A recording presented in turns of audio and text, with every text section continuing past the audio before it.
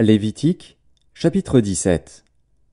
L'Éternel parla à Moïse, et dit, « Parle à Aaron et à ses fils, et à tous les enfants d'Israël, et tu leur diras, Voici ce que l'Éternel a ordonné.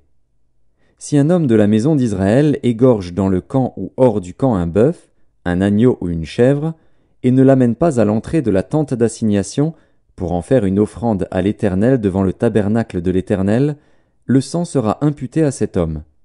Il a répandu le sang, cet homme-là sera retranché du milieu de son peuple.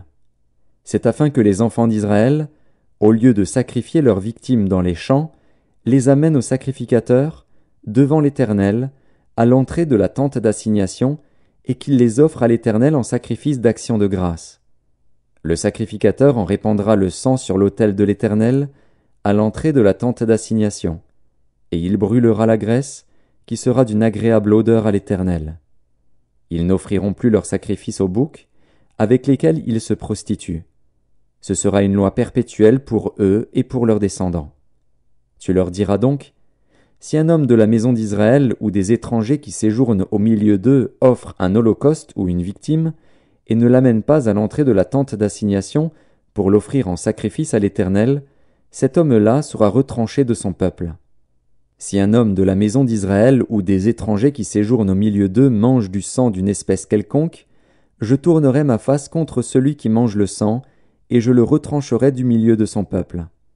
Car l'âme de la chair est dans le sang. Je vous l'ai donné sur l'autel, afin qu'il servît d'expiation pour vos âmes, car c'est par l'âme que le sang fait l'expiation.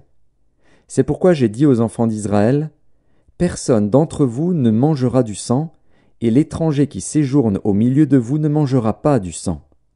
Si quelqu'un des enfants d'Israël ou des étrangers qui séjournent au milieu d'eux prend à la chasse un animal ou un oiseau qui se mange, il en versera le sang et le couvrira de poussière. Car l'âme de toute chair, c'est son sang qui est en elle.